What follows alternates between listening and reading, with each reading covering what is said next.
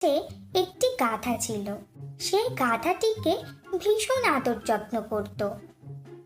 গ্রামে গ্রামে ঘুরে নুন বিক্রি করা ছিল ব্যবসায়ীর কাজ। আর এই নুন কেনার জন্য তাকে গ্রাম থেকে দূরে শহরে যেতে হতো। একদিন ব্যবসায়ী নুন কিনে গ্রামের দিকে ফিরছিল। ফেরার পথে একটা সাঁকো পড়তো।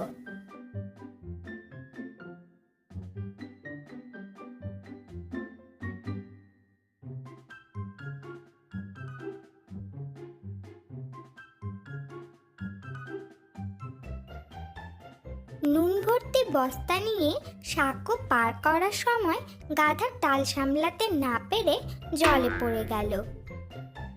জলে পড়ে যাওয়ার ফলে বস্তার নুন অনেকটা ধুয়ে গেল। বস্তা বেশ হালকা হয়ে গেল আর গাধাও খুব সহজেই জল থেকে উঠে এলো। এই বেশ ভালোই হলো, জলে পড়লাম আর ভারী বস্তা সঙ্গে সঙ্গে হালকা হয়ে গেল। ও খুশি হয়ে আবার চলতে শুরু করলো। পরের সপ্তাহে ব্যবসায়ী আবার নুন কিনে গ্রামে ফিরছিল। আর সেদিনও গাধাকে সাঁকো পার হতে হবে। সাঁকোর সামনে এসে গাধার আগের দিনের কথা মনে পড়ল। সে ইচ্ছে করেই সাঁকো থেকে জলে পড়ে গেল। গাধার চালাকিটা এবার ব্যবসায়ী ধরতে পেরেছে। এবার সে নুনের জায়গায় তুলো কিনলো, কারণ সে জানতো জলে ভিজলে তুলোর ওজন বেশি হয়ে যায়।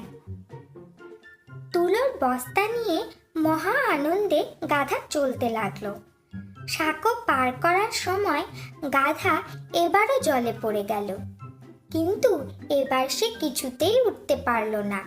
তুলো ভিজে ওজন অনেক গুণ বেড়ে গেছে। সে কোনো রকমে জল থেকে উঠে এলো আর ওই ভারী তুলোর বস্তা নিয়ে তাকে গ্রামে ফিরতে হলো। ব্যবসায়ী বুঝতে পারল গাধাটার উচিত শিক্ষা হয়েছে।